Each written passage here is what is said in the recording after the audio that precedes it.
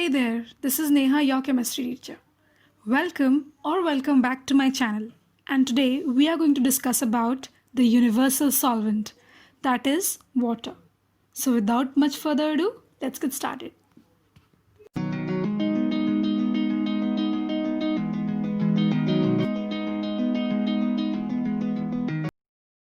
Water, the universal solvent.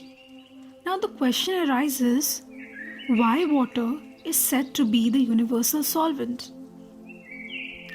Water can dissolve many substances to form aqueous solutions. It can dissolve many more substances than any other liquid. Therefore, it is called the universal solvent. Let's move on to the classification, which is based on whether the liquid can dissolve in water or it cannot dissolve in water. So on the basis of its dissolution or the dissolving capacity of the liquid, it is divided into two types. The first is miscible liquids. Liquids that can dissolve in water are called miscible liquids. They are alcohols and vinegar. Next is immiscible liquids. Liquids such as petrol and vegetable oil do not dissolve in water, and the liquids that do not dissolve in water are called immiscible liquids. Now, water has a dissolving capacity that it can dissolve all nitrate salts and most of the chloride salts. Water can even dissolve sugar. Natural water contains many dissolved minerals.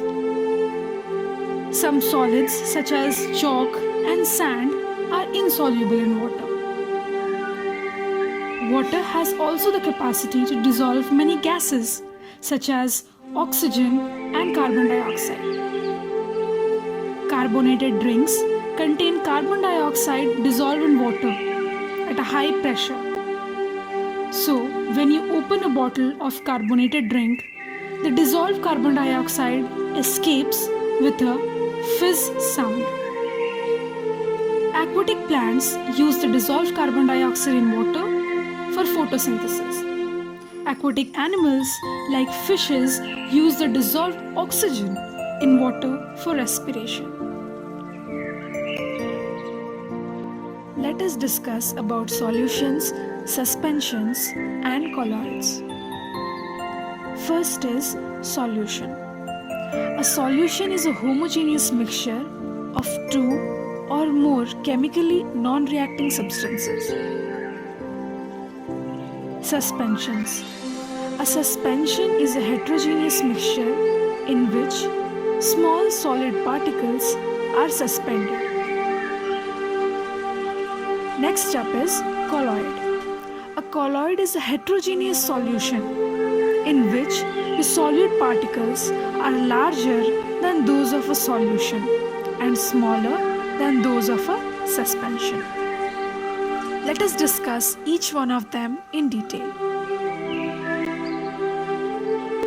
Solutions. The particles of the solute in a solution are very small and cannot be seen with the naked eye. They are not visible even under a powerful microscope. Solutions are clear and transparent, and hence their components cannot be separated by filtration. Suspension.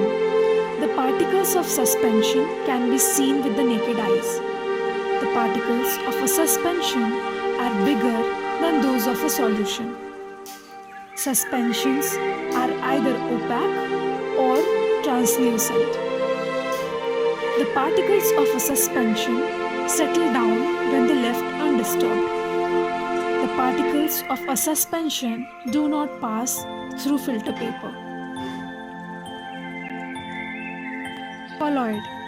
The particles in the colloidal solution are not visible in the naked eyes, but are visible under a powerful microscope only. Examples of colloids are milk, cream, toothpaste, blood, and ink. The next most important topic to be discussed is saturated, unsaturated, and supersaturated solutions. Let's begin with saturated solution. A saturated solution is a solution in which no more solute can dissolve at a given temperature.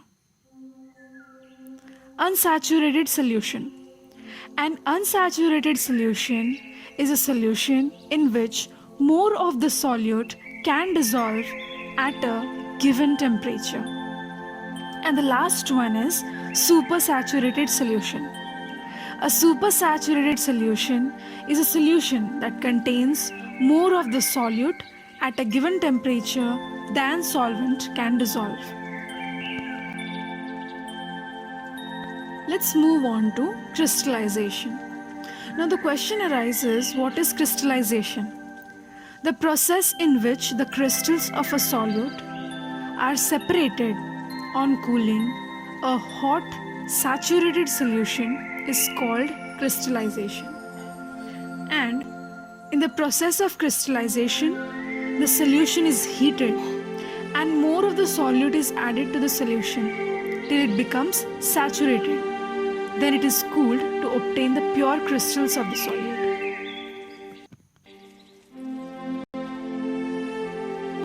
Water of crystallization. Water of crystallization is the definite number of water molecules chemically combined with a salt in its crystalline form. These water molecules are responsible for the geometric shape and color of the crystals. Let me explain it to you with an example. Crystals of copper sulfate, that is CuSO4.5H2O, are formed by the chemical combination of copper sulfate, that is CuSO4, with 5 molecules of water. Now, based on this, there are 2 types of substances. First is hydrated substance, and second is anhydrous substance. Let us talk about hydrated substance. A substance that contains water of crystallization is called a hydrated substance. For example, copper sulfate, CuSO4.5H2O, is a hydrated substance. Now, what are anhydrous substance? The water of molecules from the substance can be removed by heating, and then the substance is called anhydrous substance. Now, when copper sulfate CuSO4.5H2O is heated, it turns white due to the loss of water of crystallization, where CuSO4.5H2O was initially blue in color.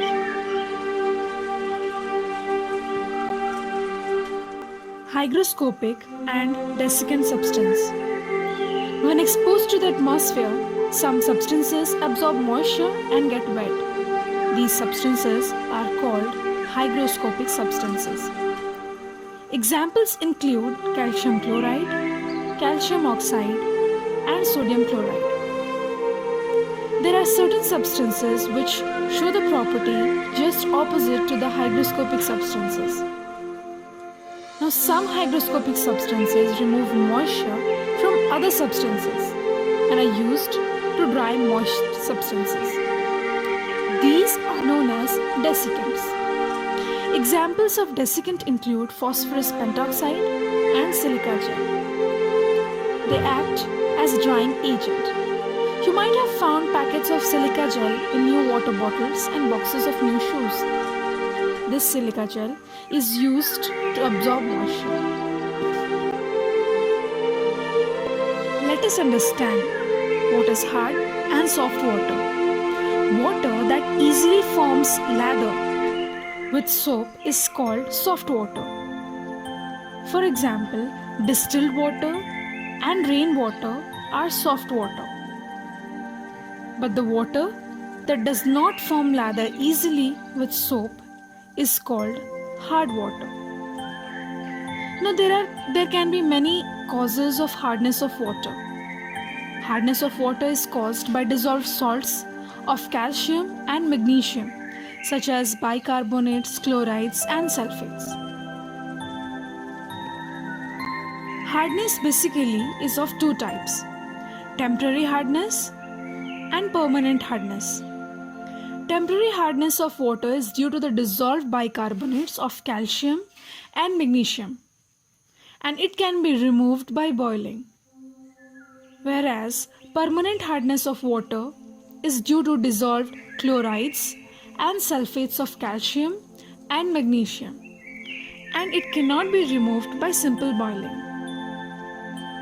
As I have told you, the temporary hardness can be removed by boiling. But for the removal of permanent hardness, we need to add certain additional compounds like washing soda, that is sodium carbonate. Washing soda reacts with the chlorides and sulfates of calcium and magnesium to form their respective insoluble carbonates.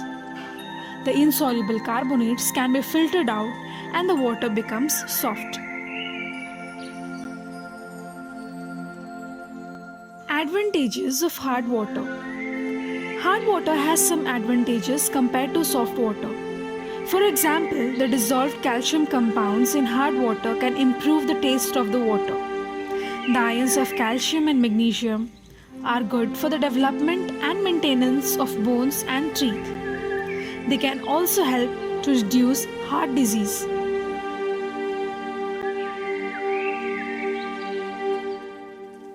With some advantages comes disadvantages of hard water. Hard water also has some disadvantages compared to soft water.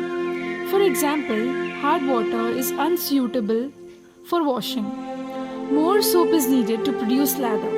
With soap, it forms scum that causes wastage of soap. The scum produced spoils the appearance of baths and shower screens. The scum also sticks to the clothes, resulting in the poor washing of clothes. Temporary hardness can reduce the heating efficiency of utensils, industrial boilers, and hot water pipes. This is because lime scale that contains calcium carbonate, which is produced when hard water is heated. Lime scale coats the heating areas in utensils and the inside of boilers and hot water pipes. Because of this, more heat energy is needed to heat water. Pipes may become blocked by lime scale, causing the heating system to break down.